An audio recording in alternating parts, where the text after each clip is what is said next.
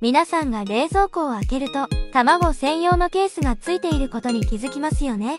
でも、実はそこに卵を入れない方がいいという話を聞いたことがありますか？